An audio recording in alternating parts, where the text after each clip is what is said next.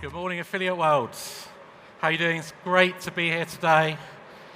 I'm here to talk about my favorite topic, lead generation. So just a show of hands, who is currently running lead generation campaigns in the audience? Excellent. And who wants to get started in 2024? Perfect. So, for those of you already running lead generation campaigns, looking to scale, for those of you who want to get started in 2024, and for any lead buyers out there in the audience, today I'm going to take you behind the curtain, show you the actual methods that we've used to generate and sell over $100 million worth of leads in the last 13 years, generating a profitable ROI for us and also our lead buyers that kept them buying month after month and scaling their orders. I'm going to talk you through the ingredients that I believe you need to be able to build a highly successful lead generation business of your own that you can take away and use moving forwards. We've made lots of $20,000 mistakes in the last 13 years, so I've got a pretty good idea in this space what works and what doesn't. And hoping some of these tips today will save you a ton of time and money as you start to grow your own lead generation business. So first up, I'm Matthew, co-founded LeadStream in 2014. We became the largest supplier of life insurance leads into the UK market. May well have worked with a few of you in the audience as well.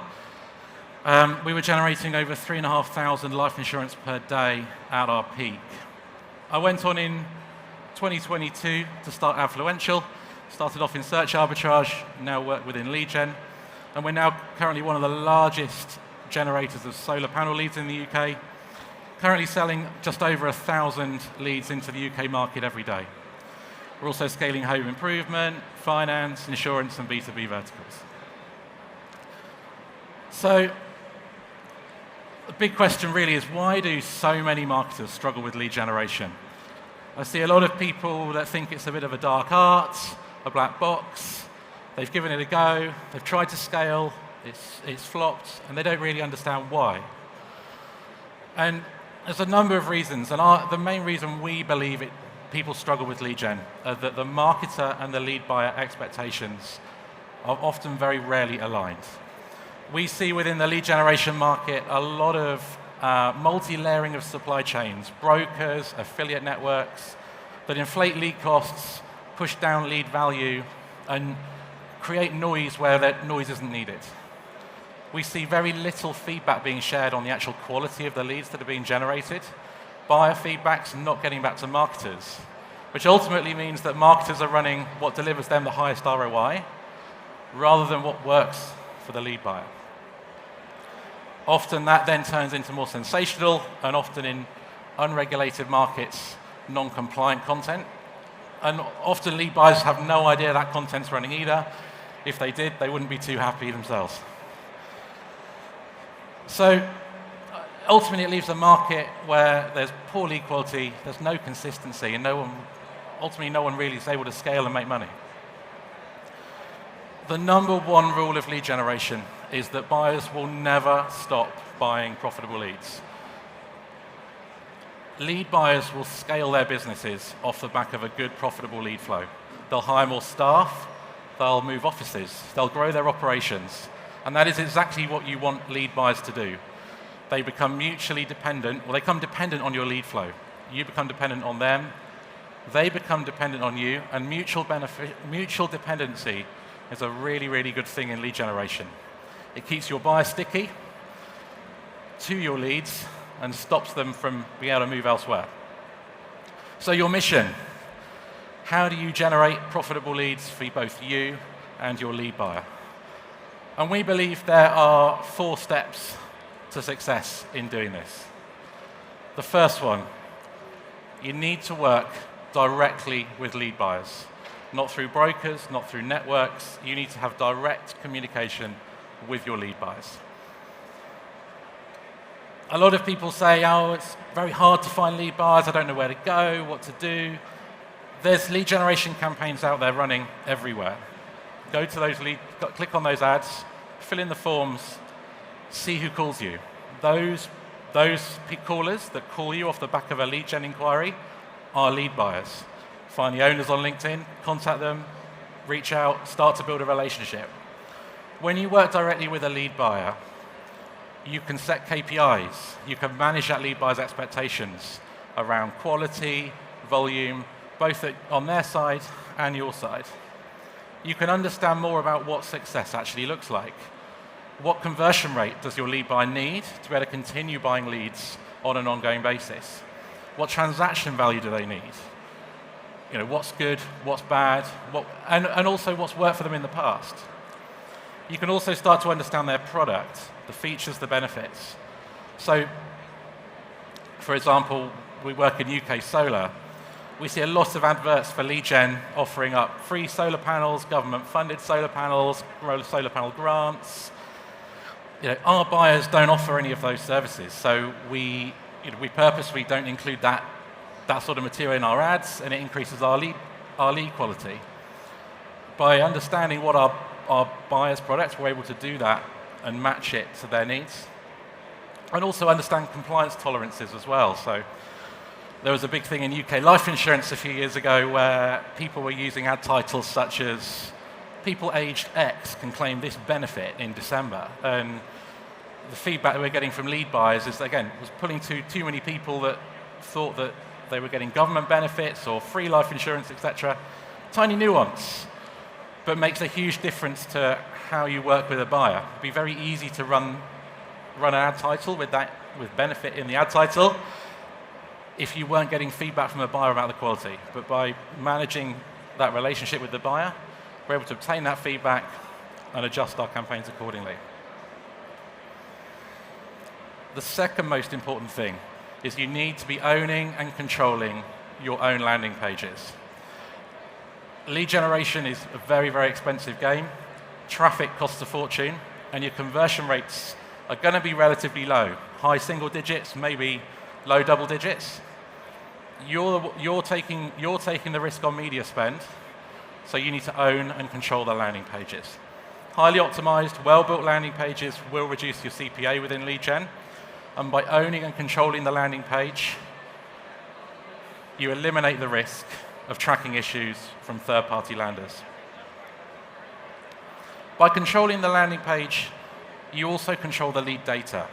You get to store that data. You can use it for audience targeting, email marketing, and in some markets, you could also sell leads multiple times, some additional monetization routes. Owning the landing page allows you to optimize the intent, the conversion, the content, and the messaging on that page to your buyer's goals. You can include their brand, you can include their trust metrics to increase the campaign value. And also, more importantly, for what we move on to next, you can track all of your marketing metrics against the lead itself. And you can use that later down the line to help optimize your campaign performance.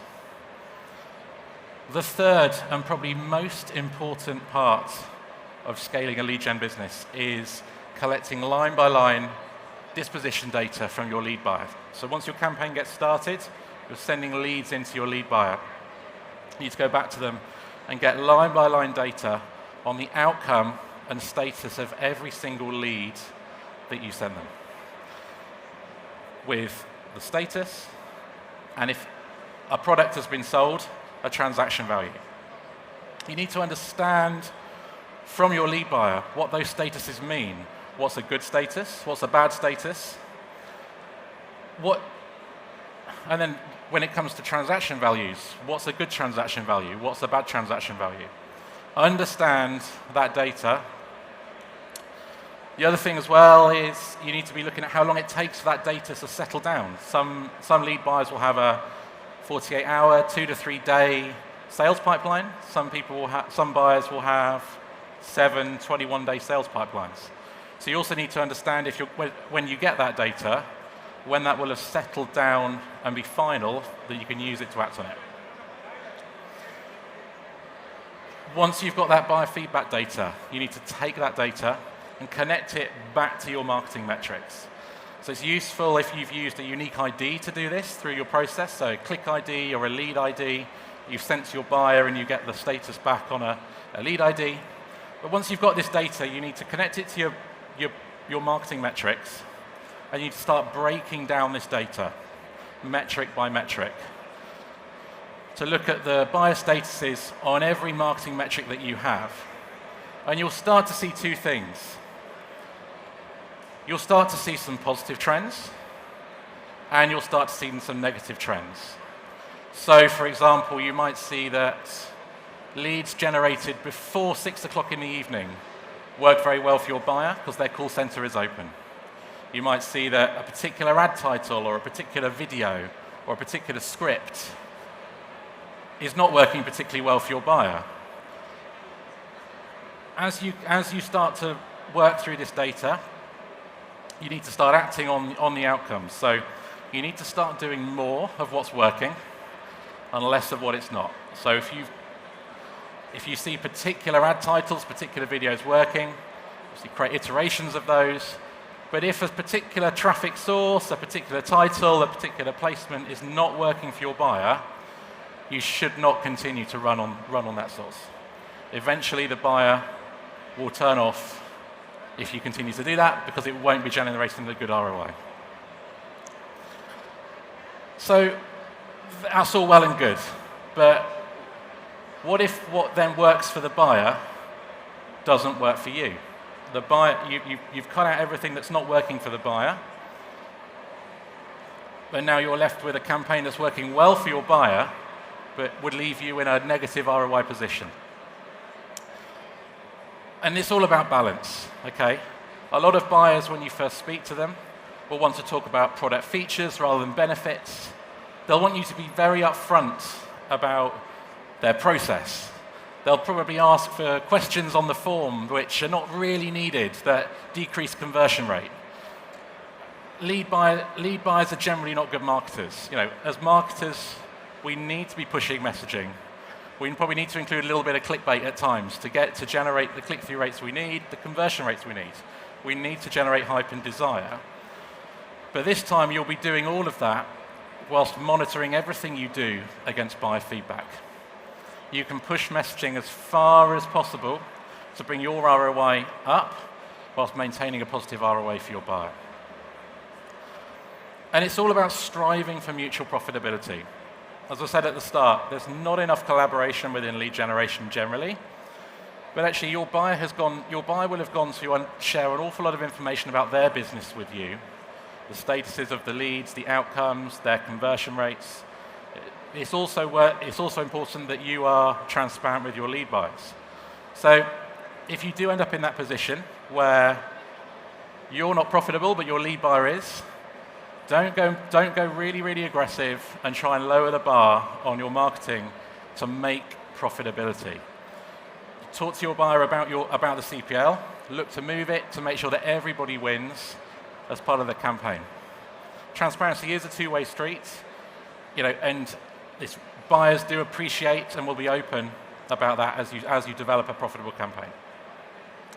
Which leads on to rule number 2, which is that when lead buyers are profitable, they will always scale their orders. So a few things about scaling just to sort of bear in mind. As I mentioned just now, CPLs are metrics used for billing purposes only to manage the risk and reward of both buyer and seller. They are dynamic, and you should adjust them to ensure that you are operating sustainably. Scale your campaigns slowly. So we tend to recommend not going really aggressive in messaging too quickly. Always test your messaging slowly. Wait, test at low levels before you scale messaging, and make sure you're monitoring buyer feedback in that process. The other thing to bear in mind as well with lead buyers as you start to scale campaigns is that lead buyers get very, very used to servicing specific lead flows. So the tips I've given you today apply to any marketing source: social, pay-per-click, push, email. They apply to everything. But buyers do get used to servicing specific flows of leads, whether that's social or pay-per-click or email, and they get used to servicing specific messages. So as you scale, you will encounter reverse economies of scale within a lead generation campaign. As lead volumes go up, costs will go up, but make sure that you're not adjusting that lead flow too erratically, because it will affect your buyer's performance too. Perfect. So a few key takeaways from today. Number one, make sure you're working directly with your lead buyers so that you can align goals, set KPIs, and manage their expectations. Make sure you're building your own landing pages, your own funnels, your own advertorials, and you're owning your own data that you can use for audience management, email marketing, and for multi-selling of leads. Make sure every time you sell a lead, you get line-by-line feedback on each of those leads so that you can monitor the quality of the leads that you're generating against your buyer's metrics.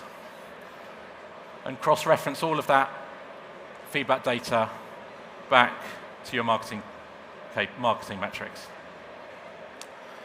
Thank you very much. I'll be at the side of the stage if you have any questions.